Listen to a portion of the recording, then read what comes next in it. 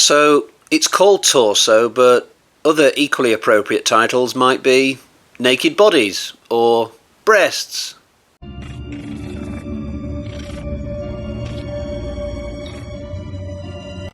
Hi guys, so quick disclaimer, there will be spoilers today apart from the identity of the killer. So I thought it was time for another giallo film. I mean, what else am I going to watch over Christmas? Christmas films? Pfft. So just to elaborate a little bit on what I was talking about in the prologue, this is a pretty sex-heavy, nudity-heavy sort of giallo film. It's basically 70% giallo and 30% sexploitation, but it didn't bother me. I mean, on a scene-by-scene basis, most of the content in this film is fairly soft, though it's still sleazy when looked at from one angle. It always makes me laugh when people say that Friday the 13th, Part 5, is a really sleazy film. It's not. I mean, compared to the other Friday films, I guess it's pretty sleazy, but Torso is certainly a rung above it in the sleaziness stakes. And then on another rung further up, you've got like the New York Ripper that I saw this one time. And if you keep going up, eventually you'll get to out-and-out pornography, but Torso is nowhere near that. Although I would be curious to know if all of Sergio Martino's films are like this, because I think this is the first film I've seen of his, and apparently this is like his fifth giallo, so maybe this wasn't the ideal place to start with him. But given that I really enjoyed this film, I could definitely see myself checking out his other movies sometime. So to give you an idea of the plot, we've got a university setting somewhere in Italy. A bunch of attractive women are being killed by a mysterious murderer, and eventually some of these girls realise that they might be next, so they go off to one of their daddy's villas somewhere. Actually, it's more like a townhouse, I'd say.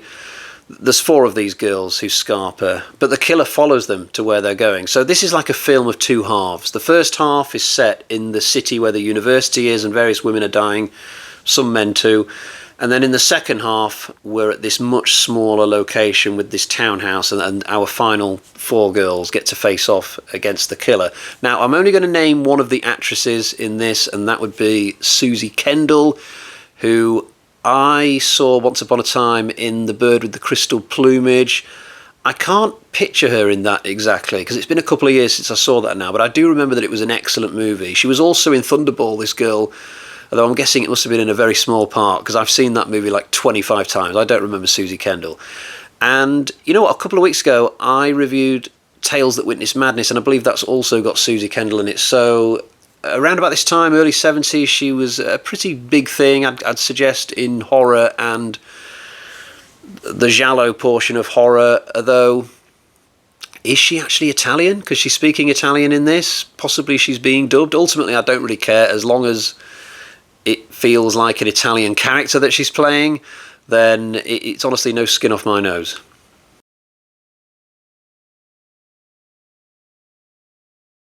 I do love the Italian architecture in films like this. You just get so many inconsequential arches and staircases that are made out of white marble, and it just makes you jealous of the Italians. I bet even if you go into a toilet in Italy, a public toilet, there's just loads of really finely crafted sculptures all around you as you're taking a pee, but I can't say whether that's true or not. The university setting in this film, I suspect, is fake, because we spend an inordinate amount of time in this open-air square with a fountain in the middle. That seems to be the hangout point for all the students in the first half of the movie.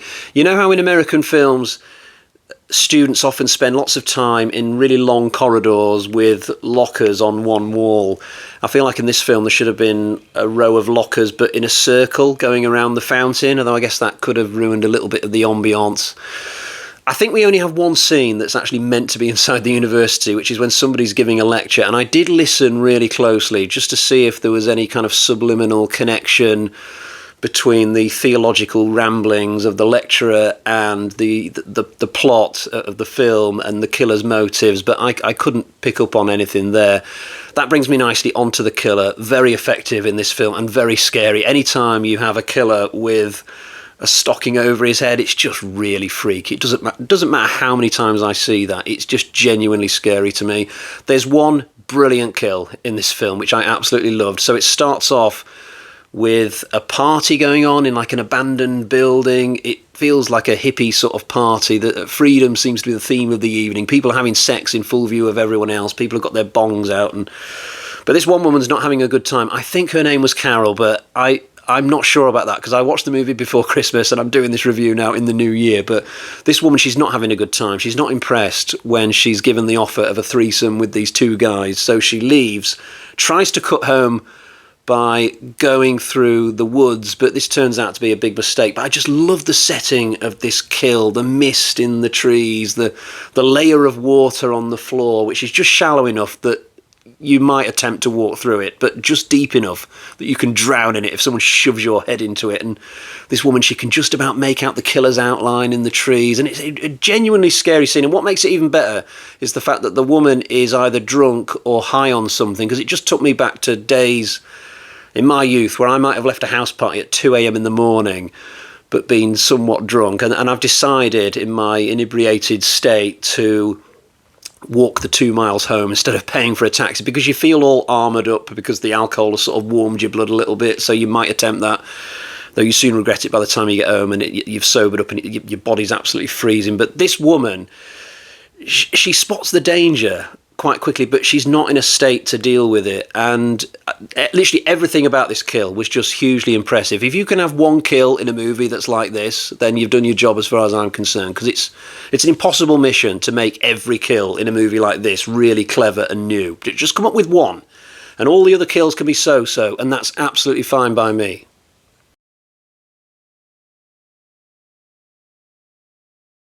There is another excellently staged kill scene worth mentioning, actually. So there's a young couple from the university who are having sex in a car late at night in the middle of nowhere, because, you know, we can't just have them on a moonlight stroll together or gazing at the night sky through a telescope, as the boyfriend remarks that star is now their star, and the girl is like, ooh, because, you know, all that kind of stuff is kind of boring. Much better to just have them boning like rabbits in a car with no dialogue. But the killer predictably turns up while this is happening, or just after the boyfriend's finished anyway. But the boyfriend thinks that it's a peeping Tom because the killer runs off at first. So the boyfriend gives chase. But what's interesting is that the camera doesn't follow the boyfriend. It stays with the girlfriend.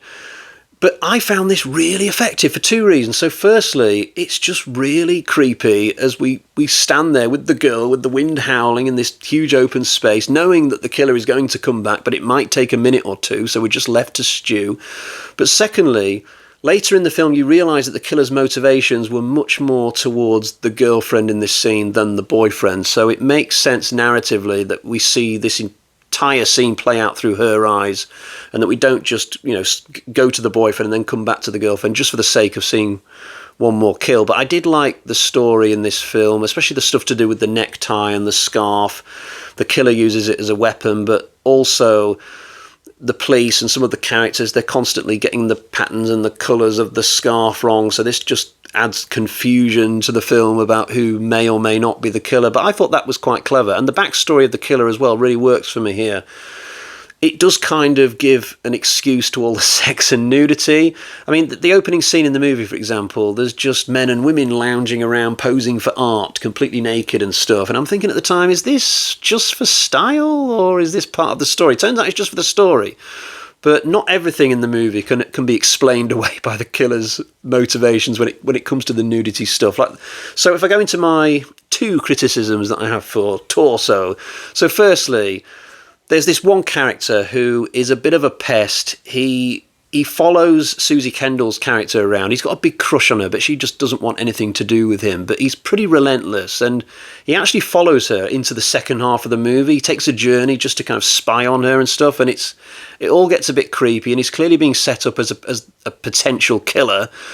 But one thing we didn't really need is the scene where he goes to see a prostitute and he can't get it up for her. He's just not interested enough because he's too busy thinking of Suzy Kendall. This to me is just an excuse for more breasts. Like, yeah, we could have done without this scene. I think we had enough with this character elsewhere, you know. And the other criticism I would say is that the finale of this, the final battle, if you will, it does kind of involve a random guy turning up to save the girl. You know, we had to have some muscle appear from nowhere because the final girl isn't capable of sorting things out for herself. Now, I wouldn't mind if this was like a main character who was male, And I guess you could argue that the guy who gets involved in the final fight here he has been part of the plot, kind of, but you wouldn't call him like one of the main characters. But you know, this happened in the girl in Room 2A, the other Giallo film I was talking about just a few weeks ago. That concluded with like loads of heavy muscle turning up in the final few scenes to help out the woman. I guess this was like a thing that was still present in these types of movies around about the early 70s. The final girl hadn't quite evolved to take care of business by herself, but this ending to the movie notwithstanding, I still really enjoyed Torso. Not only would I watch this director's other movies, but I would even watch this movie again happily, and maybe even buy it.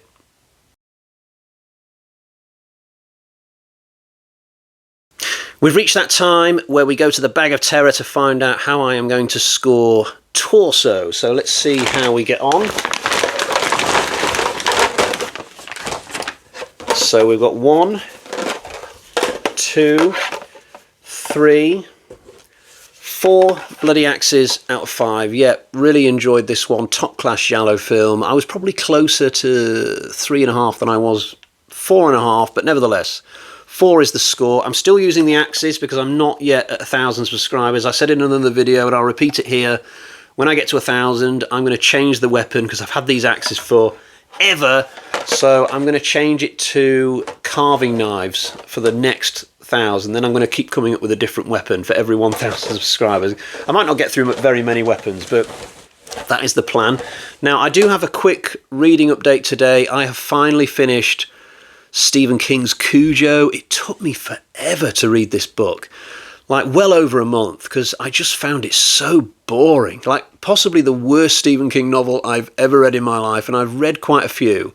Now, on this particular run through of the King novels that I'm doing, I'm doing them in chronological order of when they were released. So I think this is the 8th novel that I've read of King's recently. All the others I've really enjoyed, but this one was a real chore. Like, the stuff with the dog in it is fine, I guess, but I think it should have been a short story or a novella. There's lots of filler in this book. Random characters, like miles from where the dog stuff is taking place, have no interest to me. Like, this one woman goes and visits her sister in Connecticut, and it's like, what are we spending time on this for?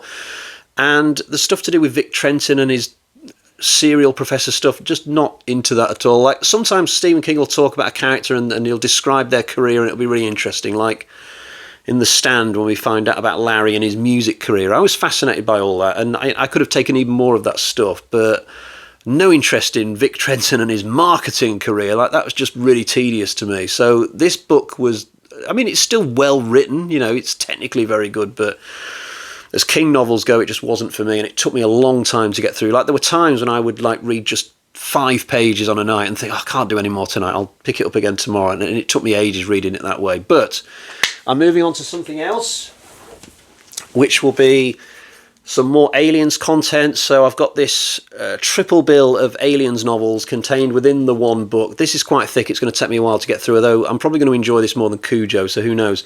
But yeah, 3 Alien novels in the one book: Earth Hive, Nightmare Asylum, The Female War. This is stuff that's not based on the movies, but thoroughly looking forward to getting into this. I've already started, to be honest. I've done the first couple of chapters, but there we go.